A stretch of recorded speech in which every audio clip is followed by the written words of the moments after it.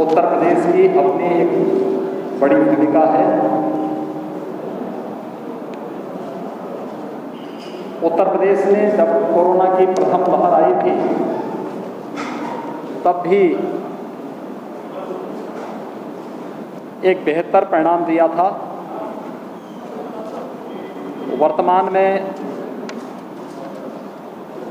उत्तर प्रदेश देश की सबसे बड़ी आबादी का राज्य होने के बावजूद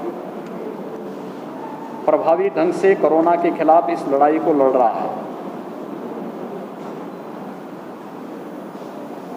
उत्तर प्रदेश के बारे में जो आशंका थी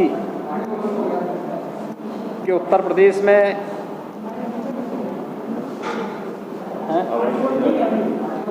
गूंज रही है आवाज, इसको हटा दो।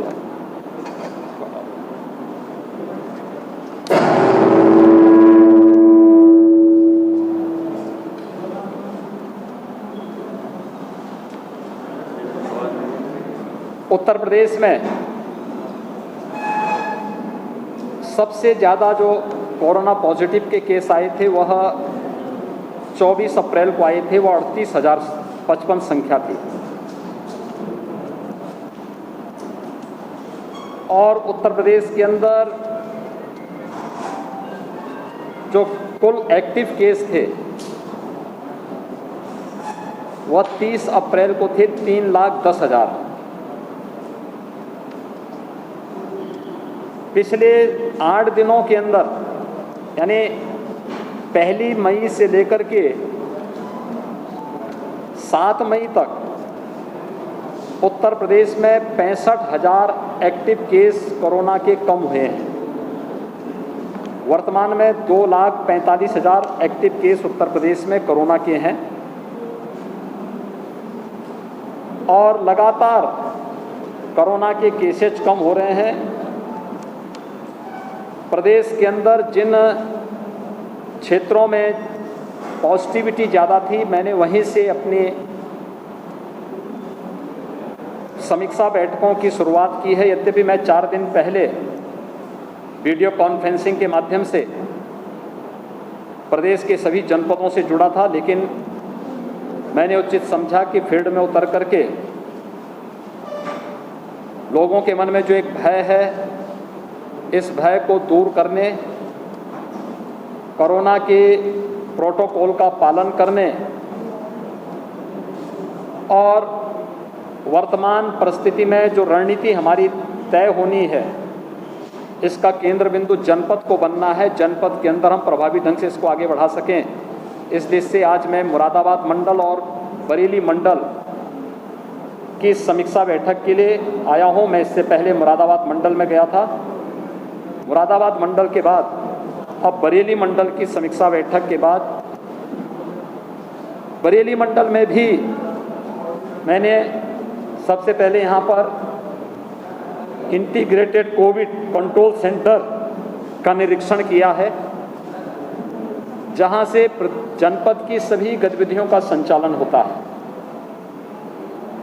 विगत 1 सप्ताह के अंदर यहाँ पर इस मंडल में भी एक्टिव केस की संख्या 2800 कम हुई है और लगातार अभी इसमें कमी देखने को मिल रही है।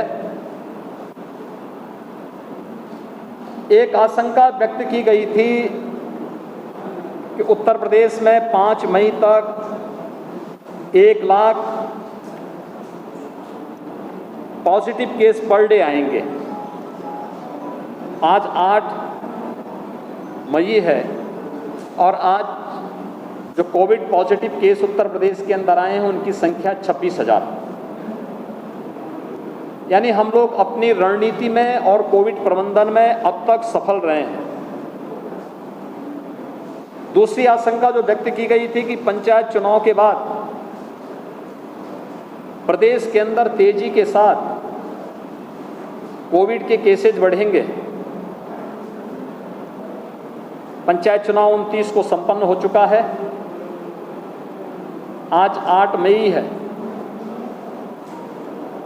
30 अप्रैल से लेकर के अब तक लगातार कोविड के केसेस में कमी आई है और हम लोगों ने 5 मई से एक विशेष अभियान भी प्रारंभ किया है। ये अभियान है प्रदेश के 97,000 राजस्व गांवों में हर परिवार और व्यक्ति का स्क्रीनिंग करना, हर लक्षण युक्त और संदिग्ध केस का एंटीजन टेस्ट कराना,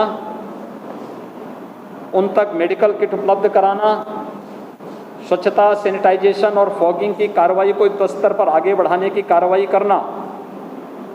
और ये कार्यक्रम हमारा प्रारंभ हो चुका है। प्रदेश के अंदर वर्तमान में 72,000 निगरानी समितियां, जिनमें 60,000 निगरानी समिति ग्रामीण क्षेत्र में और 12,000 निगरानी समितियां शहरी क्षेत्रों में वर्तमान में प्रदेश के अंदर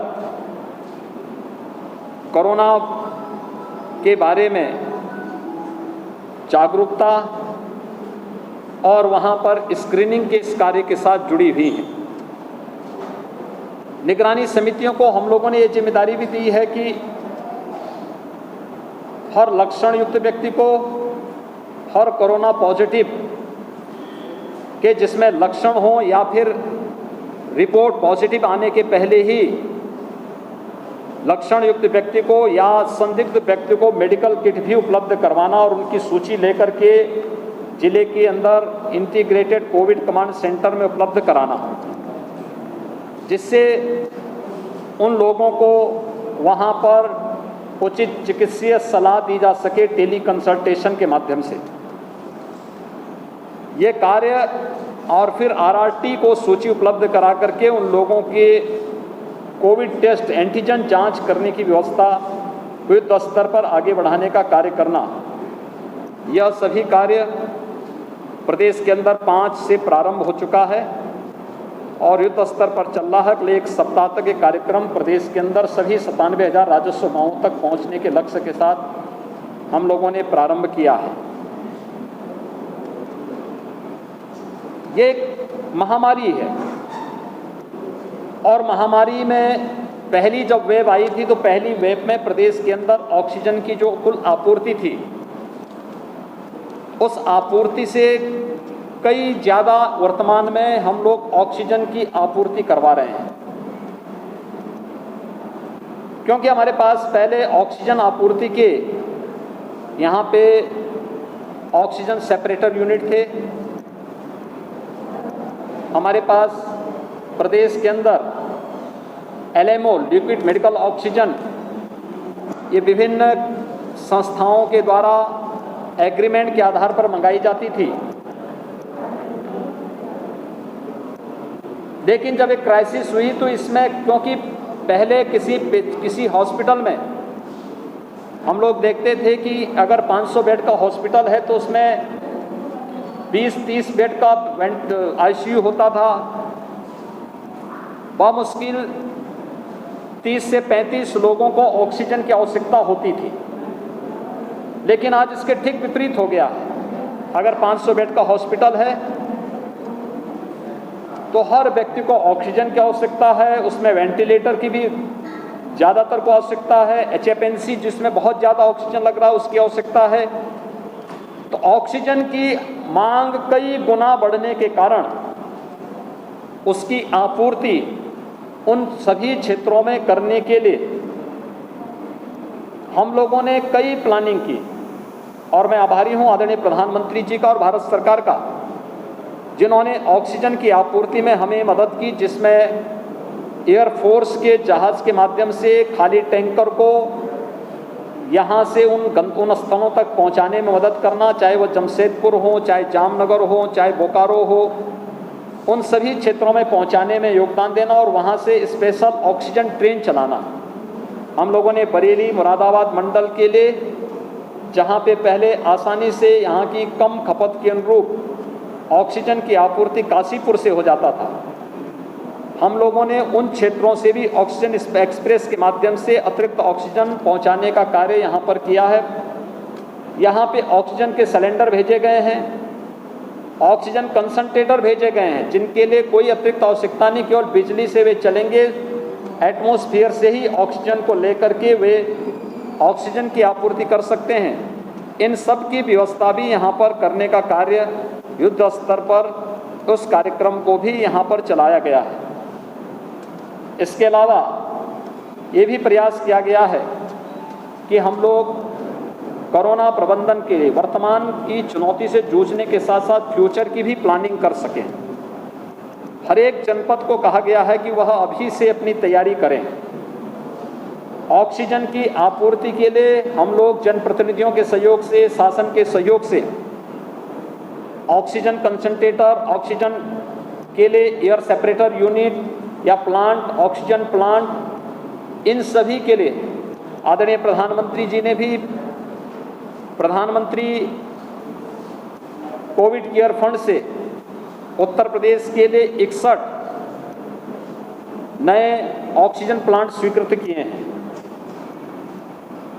हम लोगों ने राज्य सरकार के मद से मेडिकल एजुकेशन और हेल्थ की ओर से भी ऑक्सीजन प्लांट स्वीकृत किए गए हैं और इसके अलावा गन्ना विभाग ने भी CSR के मद से हर एक जनपद में एक ऑक्सीजन प्लांट लगाने की कार्रवाई प्रारंभ की है, जिससे फ्यूचर की उन चुनौतियों से जूझने में और उन चुनौतियों का मुकाबला सफलतापूर्वक करने के लिए हम कार्य कर सकें। इस पर तो कार्य हो ही रहा है, लेकिन साथ साथ बेड्स की संख्या भी बढ़े, टेस्टिंग की क्षमता को बढ़ाना पड़ेगा। इसके लिए हम लोगों ने प्लानिंग की है और ये भी व्यवस्था प्रारंभ की है कि हर एक व्यक्ति को सुरक्षा कवच दे सके। वैक्सीनेशन उसका एक बहुत प्रमुख आधार है। वैक्सीनेशन के लिए भी एक विशेष अभियान चलाने की कार्रवाई प्रदेश के अंदर हम लोगों ने प्रारंभ की और मुझे बताते हुए प्रसन्नता है कि प्रदेश में अब तक 1,35,00,000 से अधिक लोगों को हम लोग वैक्सीनेशन, 45+ लोगों को, 1,45,00,000 लोगों को ये वैक्सीन दे चुके हैं और 18 से 44 के बीच में 1 लाख से अधिक लोगों को हमने वैक्सीन दिया है, जिसमें बरेली भी पहले चरण में आच्छादित है। सोमवार से हम लोग 18+ वालों को जो वैक्सीन देना है 18 से 44 के बीच में, इसके लिए अब 7 से बढ़ा करके इस संख्या हम 18 जनपदों में करने जा रहे हैं।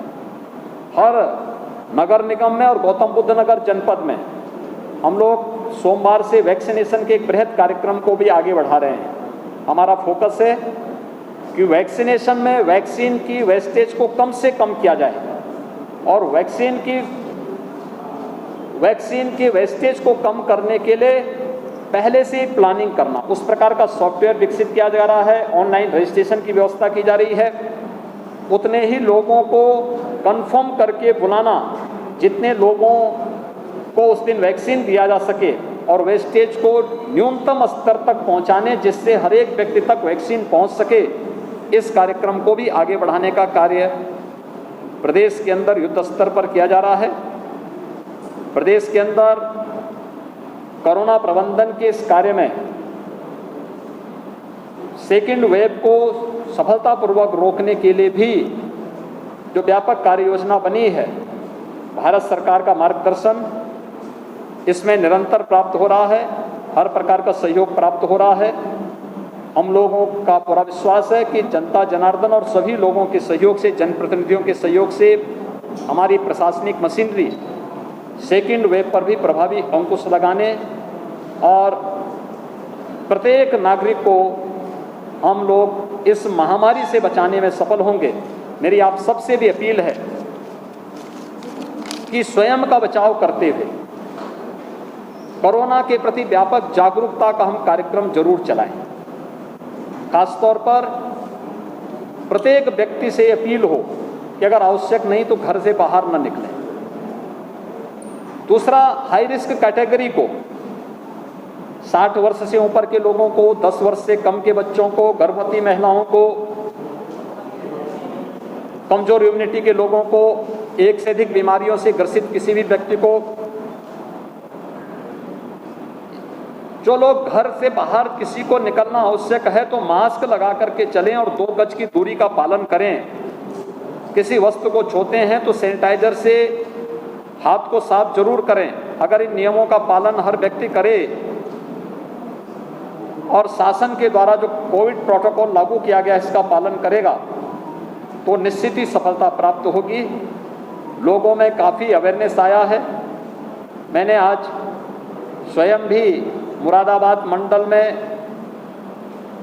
मुरादाबाद विकासखंड के एक गांव का विजिट किया था।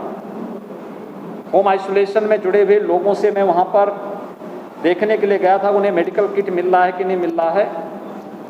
वहां पर मेडिकल किट उपलब्ध हुआ था और ये कार्यक्रम हमारा युद्ध स्तर पर चल रहा है। निगरानी समितियां, आरआरटी और भी अन्य संस्थाएं इसमें मिलकर के इसको सफलतापूर्वक आगे बढ़ाने का कार्य कर रहा है और मुझे विश्वास है कि हम लोग सफलतापूर्वक इन कार्यक्रमों को आप सभी के सहयोग से इस सेकेंड वेव को भी रोकने और हर एक नागरिक को सुरक्षा